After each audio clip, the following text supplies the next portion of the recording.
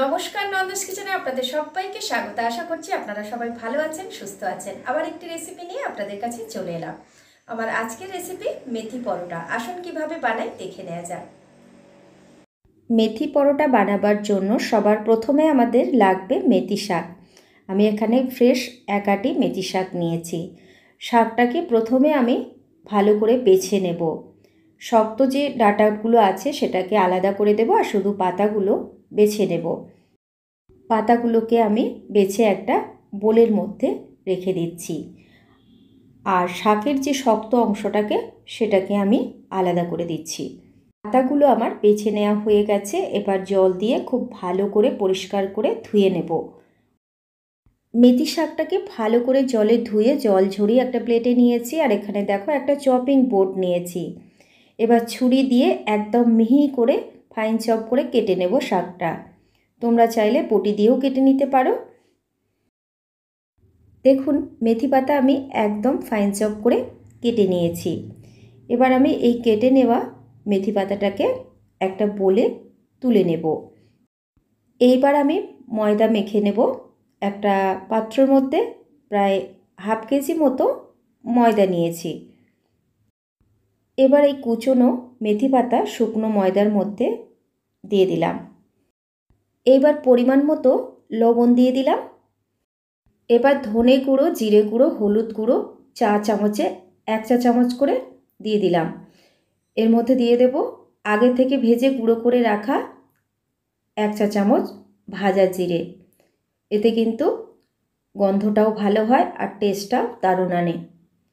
এবার আমি একটু হাতে ঘষে অল্প একটু জোয়ান এর মধ্যে দিয়ে দেব।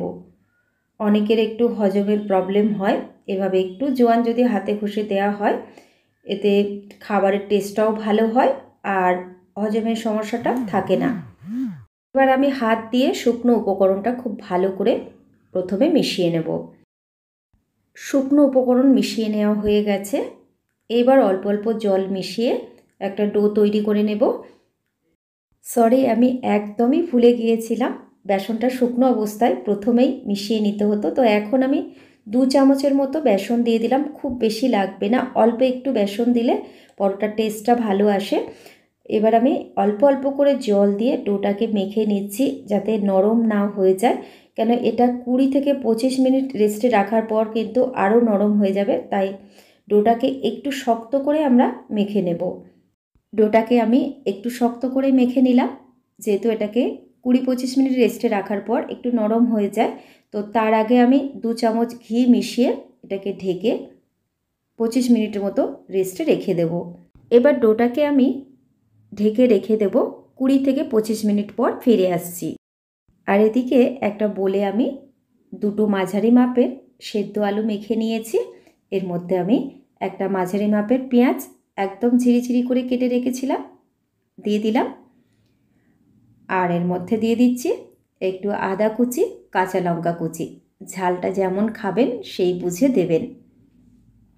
এবার একটু এর মধ্যে ধনে পাতা কুচি দিয়ে দিলাম। একটুখানি আমি জোয়ান হাতে করে ঘষে দিয়ে দিলাম। এর মধ্যে একটু গুঁড়ো মশলা দিয়ে দেব। ধনে গুঁড়ো আমি 1 চামচ দিলাম, হাফ চামচ কাশ্মীরি লঙ্কার গুঁড়ো, হাফ চামচ হলুদ গুঁড়ো। এবার সমস্ত কিছু খুব ভালো করে হাত দিয়ে মেখে নেব। এর মধ্যে আমি এখন লবণ দেব না, যেহেতু পেঁয়াজ কুচি আছে, ধনে পাতা আছে, লবণ দিলে কিন্তু সাথে সাথে জল কেটে যেতে পারে। তাই এখন দেব না, যখন আমরা পুরটা রেডি করব তখন আমি লবণ মিশিয়ে রেডি করে নেব। ফিরে এলাম ঠিক 20 থেকে 25 মিনিট পর। ঢাকা খুলে দিলাম। আরেকবার হাত দিয়ে ডোটাকে খুব ভালো করে মেখে নেব। দেখুন একদম সফট হয়ে গেছে ডোটা। এর মধ্যে আমি একটু ঘি মাখিয়ে রেখেছিলাম, তাই হাত দিয়ে আরেকবার ভালো করে মেখে নিচ্ছি যাতে ঘিটা মিশে যায়। আর যত ভালো করে মাখা হবে পরোটা সফট হবে এবং পরোটাটা খুব ভালোভাবে ফুলবে। ডোটা রেডি করে নিয়েছি। এবার বড় বড় করে আমি লেচি কেটে নিচ্ছি। লেচিটা কিন্তু নিজেদের পছন্দসই কেটে নেবেন। আগে থেকে যে সেদ্ধ আলুর পুর আমরা বানিয়ে রেখেছিলাম লবণ ছাড়া, এখন আমি স্বাদ মতো এর মধ্যে লবণ দিয়ে দিলাম। দিয়ে ভালো করে আরেকবার মেখে নিতে হবে যাতে লবণটা সেদ্ধ আলুর মধ্যে মিশে যায়। আমি আগে আপনাদের বলেছিলাম যে এর মধ্যে পেঁয়াজ ধনেপাতা আছে, তাই আগে থেকে লবণ দিলে জল কেটে যাবে আর পরোটাগুলো বেলতে অসুবিধা হবে। তাই অবশ্যই এটা খেয়াল রাখবেন, ঠিক পুরটা দেওয়ার আগে লবণটা অ্যাড। ওদিকে আলুর পুর রেডি করে নিলাম, আর এদিকে আমি লেচিগুলোকে একটা একটা করে হাতে গোল পাকিয়ে একটু ময়দা মিশিয়ে এগুলোকে রুটির মতো একদম গোল করে বেলে নেব। প্রথমে রুটিটা গোল করে বেলে নিতে হবে, মাঝ বরাবরটা একদম মোটা রাখতে হবে আর চারপাশটা পাতলা রাখতে হবে, যাতে পরোটাটা আমাদের বেলতে সুবিধা হয়। ঠিক মাঝ বরাবর আমি 1 চামচের মতো আলুর পুর দিয়ে দিলাম। পুরটা যতটা ইচ্ছে আপনারা দেবেন, তবে খুব বেশি দেবেন না, বেশি দেওয়া হয়ে গেলে আবার পরোটা বেলতে অসুবিধা হয়, তাই একটু বুঝে দেবেন পুরটা। তো পরোটার আমি 4 কোণার শেপ দেব, সেজন্য আলুর পুরটাকে আমি চামচ হাত দুটো দিয়েই শেপটা দিয়ে নিচ্ছি। আপনারা আঙুল দিয়েও দিতে পারেন। দেখুন এবার আমি হাত দিয়ে করছি যাতে 4 কোণার শেপটা খুব সুন্দরভাবে আসে। প্রথমে আমি আলুর পুরের শেপটা দিয়ে নিলাম, এরপরে আমি পরোটাটাকে 4 কোণার শেপ দিয়ে মুড়ে নেব। এবার দেখুন 4 কোণা পরোটার ভাঁজটা কিভাবে দেবেন। প্রথমে এক পার্ট দিয়ে দিলাম, দ্বিতীয় পার্টটাও দিয়ে দিলাম। এবার দুদিকের মুখটাকে সিল করে দিতে হবে, এইভাবে একটু চেপে চেপে দিয়ে তারপরে দুদিকের মুখটা এনে সমানভাবে সিল করে দিতে হবে, দিয়ে উল্টিয়ে দিতে হবে।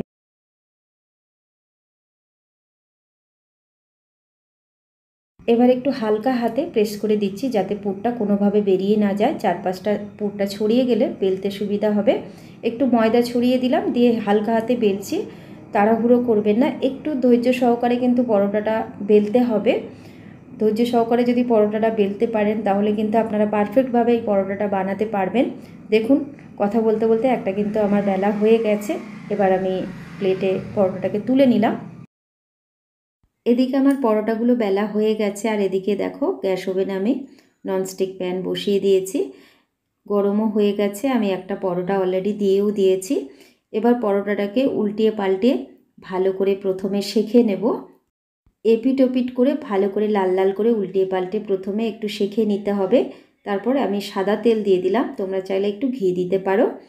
তো ঘি বা তেল দুটো দিয়েই কিন্তু এটাকে ভেজে নেওয়া যাবে। তো আমি একটু তেলই দিলাম।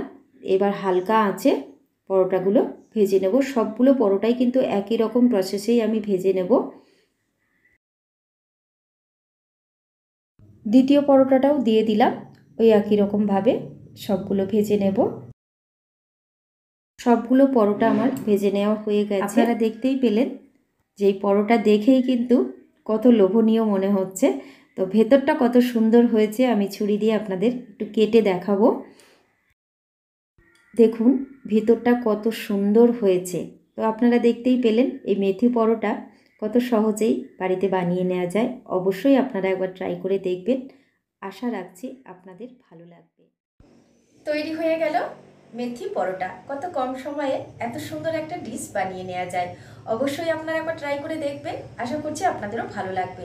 যদি রেসিপিটা আজকে ভালো লাগে তাহলে অবশ্যই লাইক কমেন্ট শেয়ার করবেন, আর যারা প্রথমবার চ্যানেলটি দেখছেন চ্যানেলটিকে সাবস্ক্রাইব করে নেবেন। পাশে থাকা বেল নোটিফিকেশনটা প্রেস করে অন করে নেবেন, তাহলে আমি যখনই কোনো নতুন ভিডিও আপলোড করবো আপনারা সবার প্রথমেই দেখতে পাবেন। আর যারা ফেসবুক পেজে ভিডিওটি দেখছেন পেজটিকে ফলো করে নেওয়ার অনুরোধ রইল। ভালো খান, সুস্থ থাকুন। ভিডিওটি দেখার জন্য অসংখ্য ধন্যবাদ।